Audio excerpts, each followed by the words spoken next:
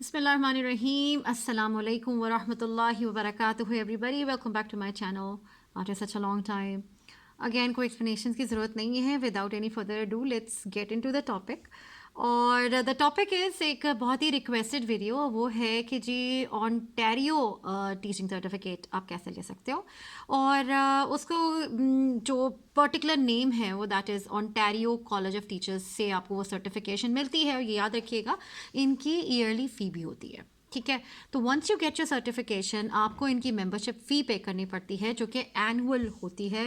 वो सारी चीज़ें हम इसमें डिस्कस करने वाले हैं. याद रखिएगा, मेरी वीडियोस यूजुअली बहुत लंबी हो जाती हैं, तो मैं कोशिश ये करूँगी कि just keep it short to the point. अगर कोई भी पॉइंट मैं बता नहीं सकूँ इस वीडियो में, तो मैं उसका जो लिंक है वो मैं नीचे डिस्क्रिप्शन बॉक्स में ज़रूर डाल दूँगी, ताकि आप जाके you can just check it out yourself. ठीक है, अगेन बहुत सारी ऐसी बातें होती हैं कि जो कि अगर जिनको डिस्कस किया जाए तो वीडियो लंबी से लंबी होती चली जाती है. तो just to save our time what we are going to do is कि मैं आपको मोटी मोटी बातें बताऊंगी, यानी इंपॉर्टेंट पॉइंट्स मैं आपको ज़रूर बताऊंगी, लेकिन जो हल्की फुल्की बातें हैं जो कि आप खुद भी फाइंड आउट कर सकते हैं वो शायद स्किप हो जाए. Let's dive into it. और हम स्टार्ट ये करते हैं कि जी ठीक है, अगर हमें टीचिंग सर्टिफिकेशन चाहिए है ऑनटेरियो का, और वो लोग जो मेरी वीडियो पहली दफ़ा देख रहे हैं, मैं आपको ये बता दूं कि मैं यूजुअली वीडियोस बनाती हूँ फॉर टीचर्स. और टीचिंग सर्टिफिकेशन आप बाहर बैठ के कैसे ले सकते हैं. अगर आप इमिग्रेशन के में इंटरेस्टेड हैं तो उसके लिए आपको कौन सा प्रोग्राम ऑफ स्टडी में एडमिशन लेके आपको कनाडा आना है. और फिर ये भी मैं कवर करने की कोशिश करती हूँ कि अगर आपको टीचिंग सर्टिफिकेशंस लेने हैं, क्योंकि कनाडा में हर प्रोविंस का टीचिंग सर्टिफिकेशन अलग होता है. तो unlike for example since I am from Pakistan, तो मुझे पता है कि जी अगर मैं एक टीचिंग सर्टिफिकेशन ले लेती हूँ, फॉर एग्जांपल मैंने बीएड कर लिया, तो मुझे किसी भी टीचिंग सर्टिफिकेशन की और ज़रूरत नहीं है. मैं within the country I can teach anywhere, right. इसी तरह से आई थिंक इंडिया में भी ऐसा ही होगा, और डिफरेंट कंट्रीज़ का मुझे आइडिया ऐसा नहीं है, लेकिन मोस्ट प्रॉबली ऐसा ही होता है. लेकिन कनाडा में ऐसी सिचुएशन है कि अगर आप प्रोविंस मूव करते हो तो आपका जो पुराना टीचिंग सर्टिफिकेशन है, फॉर एग्जांपल अगर मैंने एनएल से टीचिंग सर्टिफिकेशन लिया था, Newfoundland and Labrador, again you can just check it out, मैं उस पर भी बना चुकी हूँ. और तो मैंने वहाँ से लिया था, तो मैनिटोबा आते वक्त, क्योंकि मैं मैनिटोबा में टीच कर रही हूँ, तो मुझे अपना मैनिटोबा टीचिंग सर्टिफिकेशन दोबारा लेना पड़ा. और अगर मैं चाहूँ कि मैं किसी और प्रोविंस में मूव हूँ, जैसा मैंने अल्बर्टा का भी बना के रखा हुआ है, ताकि इन केस अगर फ्यूचर में मेरा दिल चाहता है कि जी मुझे अल्बर्टा जाना है, तो मैं उसका टीचिंग सर्टिफिकेशन मेरे पास ऑलरेडी मौजूद है. और मुझे उस प्रोसेस में, क्योंकि याद रखिएगा मंथ्स लग जाते हैं, तो वो टाइम सेव हो सके आपका. ठीक है, तो मैंने ये तो आपको बता दिया कि province to province teaching certification different होता है. आज हम डिस्कस करने जा रहे हैं ऑनटेरियो का. क्वेश्चन ये आता है कि लोगों ने मुझसे ये क्वेश्चन किया हुआ है कि क्या हम एक इंटरनेशनल कैंडिडेट के बतौर, as an international candidate, can we apply from outside Canada Ontario में. येस यू कैन, क्योंकि वो आपसे किसी किस्म का रेजिडेंट स्टेटस नहीं मांग रहे. अब रेजिडेंट स्टेटस में क्या क्या स्टेटस आ जाता है कि जी number 1 you are a Canadian citizen, number 2 you are a PR holder, number 3 you are on a legal Canadian work permit.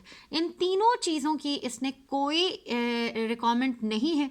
तो वो अगर आप as an international candidate living outside Canada आप अप्लाई करने चाह रहे हैं, तो येस यू कैन.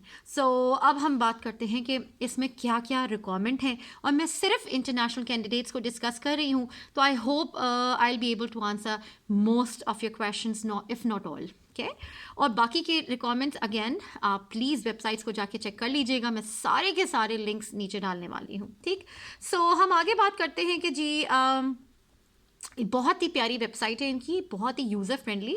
सबसे पहले हम बात करेंगे कि जी समरी ऑफ डॉक्यूमेंट्स पे, कि कौन कौन से डॉक्यूमेंट्स रिक्वायर्ड हैं. फिर उसके बाद मैं उनका एक एक डॉक्यूमेंट को डिटेल में डिस्कस करने वाली हूँ.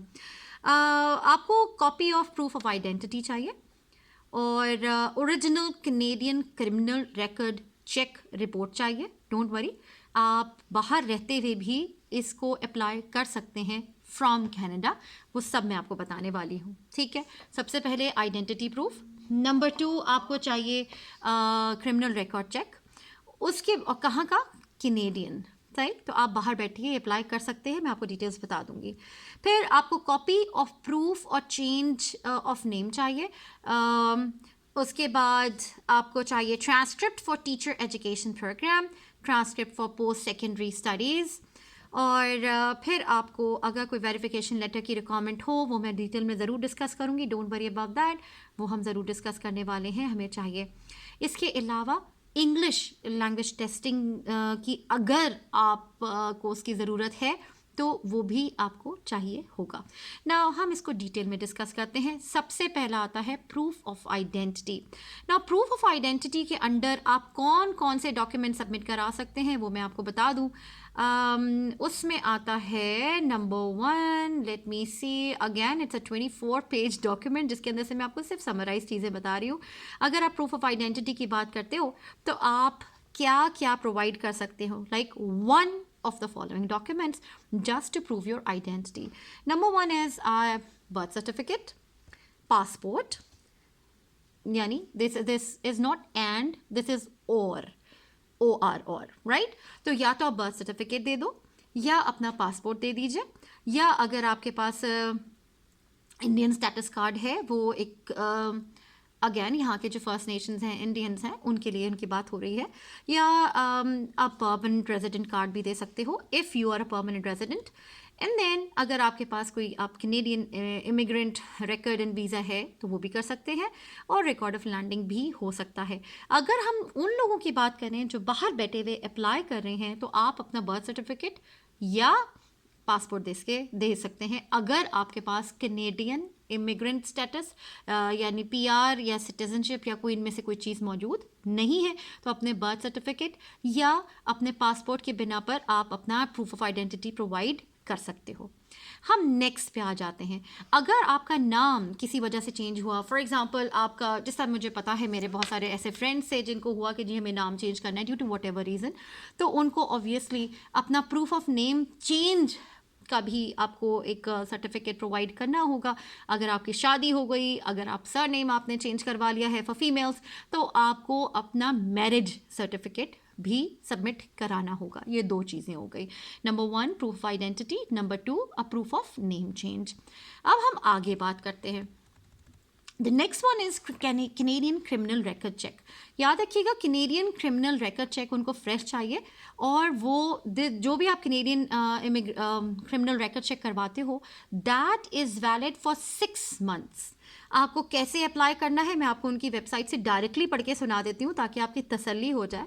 If you are applying from outside of Canada you can obtain a criminal record check by contacting the Royal Canadian Mounted Police, जिसे RCMP कहते हैं, at RCMP and that website is given।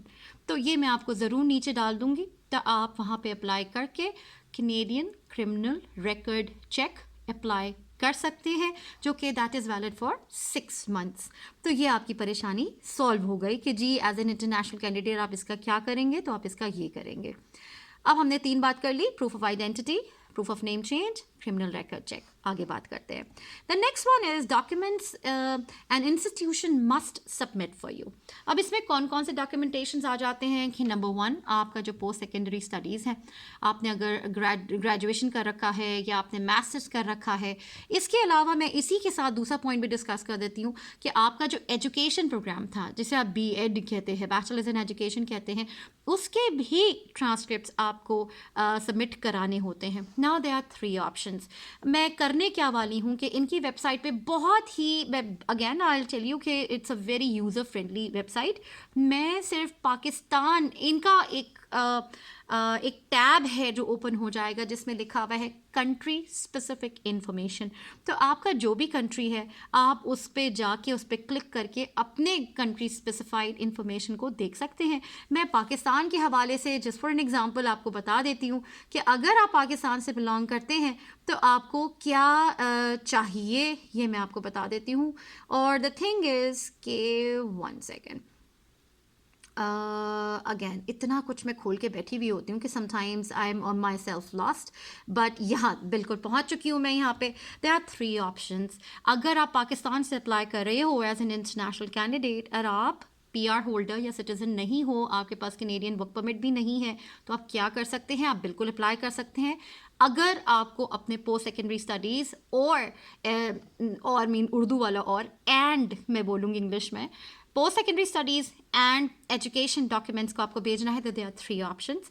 Number 1 option is कि जी please have the higher education commission, जिसे HEC कहते हैं, it test and send copies of your degree certificate and marksheet, और जिसे रिजल्ट कार्ड भी कहते हैं, directly to the college, confirm the attestation on their website.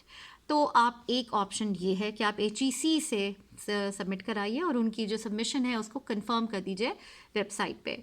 Option to ये है कि आपने जिस इंस्टीट्यूशन से पढ़ रखा है, जिससे आपने अपनी एजुकेशन कंप्लीट की है, चाहे वो पोस्ट सेकेंडरी हो या आपकी एजुकेशन प्रोग्राम हो जिसे बैचलर्स ऑफ एजुकेशन कहते हैं, तो आप उनसे रिक्वेस्ट कर सकते हो कि वो आपके ट्रांसक्रिप्ट्स को, डिग्री को, हर चीज़ को directly Ontario college of teachers को सबमिट करा दीजिए, यानी वो आपको डायरेक्ट सेंड कर दें वो ओंटारियो कॉलेज ऑफ टीचर्स को।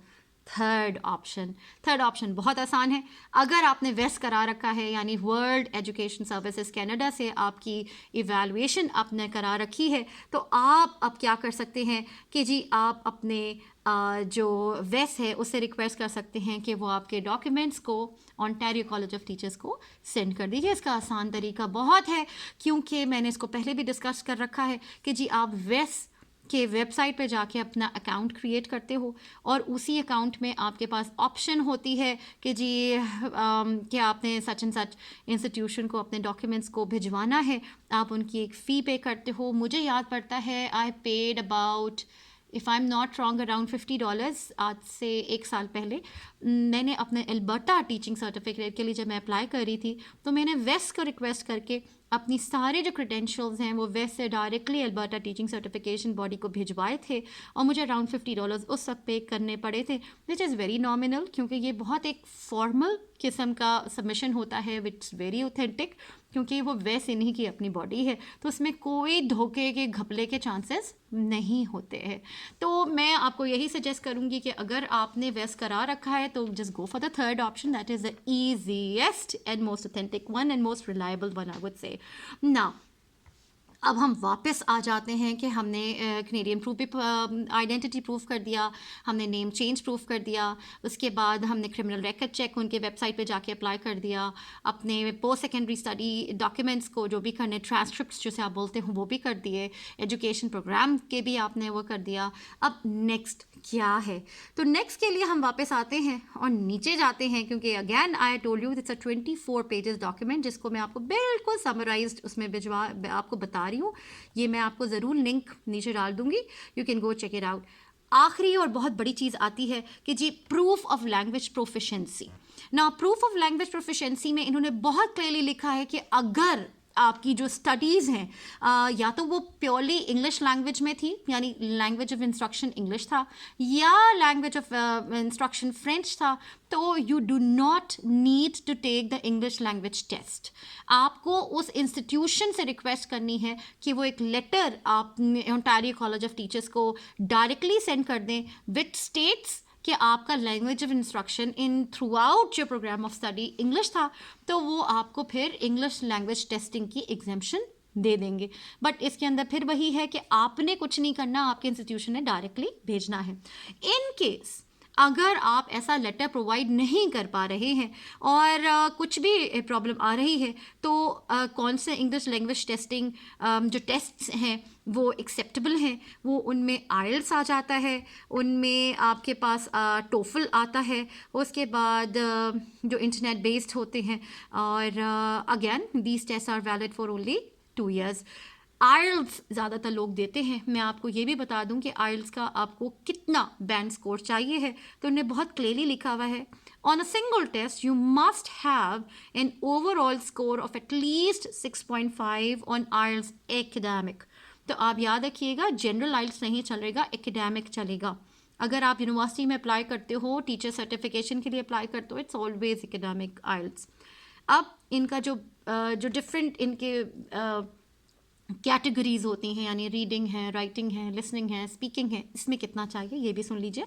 इसमें आपको ओवरऑल 6.5 चाहिए, लेकिन रीडिंग में मिनिमम 6, लिसनिंग 6, राइटिंग 6, यानी रीडिंग, लिसनिंग, राइटिंग 6 और स्पीकिंग में 6.5 इनको मिनिमम स्कोर चाहिए। इससे ज़्यादा हो तो बहुत ही अच्छी बात है, इससे कम नहीं होना चाहिए। नाउ द थिंग इज़ कि मैंने आपको बता दिया कि जी ये सिर्फ डॉक्यूमेंट्स चाहिए। Let's have a quick summary. Proof of identity, number 2 आपका प्रूफ ऑफ नेम चेंज, अगर नेम चेंज हुआ है तो। Number 3 criminal record check from Canada, जो कि आप इनकी वेबसाइट पे जाके अप्लाई कर सकते हैं। नंबर 4 आपके पास पोस्ट सेकेंडरी एजुकेशन के ट्रांसक्रिप्ट्स, एजुकेशन प्रोग्राम के ट्रांसक्रिप्ट्स, जो कि आप वेस्ट से या AGC से या तीसरा है कि कॉलेज से डायरेक्टली भिजवा सकते हैं, जो भी इंस्टीट्यूशन से आपने कर रखा था।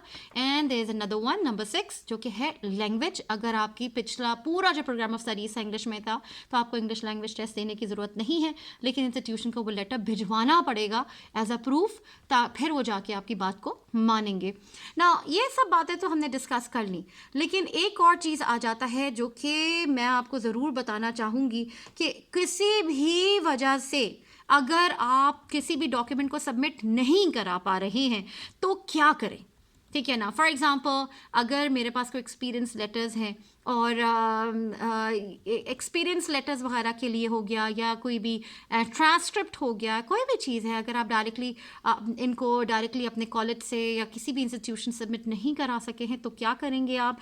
इन्होंने साफ कह रखा है कि इनके पास the college can provide advice और direction about how to obtain documents, and in difficult cases we can actually work with you to get what is needed। तो वो आपको हेल्प ज़रूर प्रोवाइड करते हैं अगर आपको कोई मुश्किल हो रही है।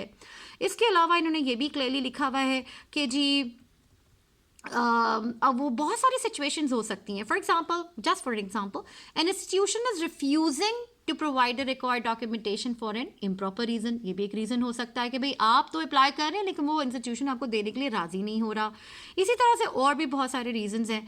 तो आप क्या करेंगे, आप उन्हें कॉन्टैक्ट करेंगे college, Ontario college of teachers को, और उनको अपनी सिचुएशन बताएंगे कि भाई मैं किसी भी वजह से, जो भी आपका रीज़न है, but that reason has to be valid, कि भाई मैं इन डॉक्यूमेंट्स को ऑब्टेन नहीं कर पा रहा हूँ। तो वो आपसे एक इंटरव्यू सेटअप होगा, आप उनको इंटरव्यू देंगे, देन दे विल डिसाइड कि व्हाट शुड बी डन। तो फिर ये कहते हैं कि द कॉलेज में ऑल्सो, अगर वो डिसाइड करते हैं कि भाई आपका रीज़न तो वैलिड है, ठीक है, आप झूठ नहीं बोल रहे हैं, and you are actually unable to obtain the original documents which are required for the certification, तो वो क्या करेंगे, इंटरव्यू के बाद अगर उन्होंने डिसीजन ले लिया, देन हो सकता है वो कहें कि जी the college may also accept documents and forms other than the original, for example certified true copies और कॉपीज।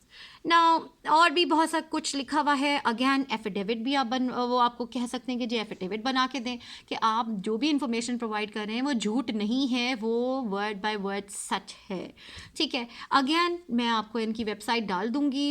अगेन एक लंबा चौड़े डॉक्यूमेंट्स मौजूद हैं इन बातों पर कि आपने किस सिचुएशन में क्या कर सकते हैं। एक बहुत इंपॉर्टेंट बात जो मैं आपको करना चाहूँगी वो ये है कि जी फॉर इंटरनेशनल कैंडिडेट्स जो कि बाहर से अप्लाई कर रहे हैं, क्योंकि इंटरनेशनल तो वो इंफॉर्मेशन सेशंस भी अटेंड कर सकते हैं इनके। और अगेन लिंक डालने वाली हूँ मैं नीचे, लेकिन मैं थोड़ा सा डिटेल बता देती हूँ कि अगर आप अप्लाइंग टू द कॉलेज, आपके पास इंग्लिश, अगेन फ्रेंच और इंग्लिश 2 लैंग्वेजेस में इनके सेशंस ये कंडक्ट करते हैं। आपका जो अप्लाइंग टू द कॉलेज वाले में आपको अगेन आप डायरेक्टली नहीं अटेंड कर सकते, you have to register for that information session attend करने के लिए। रजिस्ट्रेशन की November 21 डेट है, और जो होने वाला है session, the session that is November 28। कितने बजे? 1:30 PM। 1:30 PM क्या है? Again I am so sorry, 1:30 PM क्या चीज़ है जी? 1:30 PM इनका कैनेडियन टाइम है, ओंटारियो का टाइम है। तो आप जहाँ पे भी आप रह रहे हैं आप उस टाइम में उसको कन्वर्ट करके देख लीजिएगा कि कितना बनता है। द नेक्स्ट इज़ कि अगर आपके पास again इनका preparing to teach in Ontario, obtaining documents to complete your application, applying to the college. There are 3 different information sessions जो कि conduct होने वाले हैं. Number 1 is applying to the college. Number 2 is obtaining documents to complete your application. Number 3 is preparing to teach in Ontario. तो ये 3 information session, एक November 28 को है, दूसरा November 27 को है, तीसरा November 30 को है, और ये 1 hour sessions होते हैं. सबका टाइम 1:30 PM है. इनके registration dates मौजूद हैं. तो आप इन तीनों में से कोई भी information session अगर attend करने को चाहते हो तो फिर you have to register. और ये अक्टूबर चल रहा है, तो obviously you have plenty of time to decide what you want to do. और I hope I have covered all the points. आपको इनका yearly एक membership fee पे करनी पड़ती है.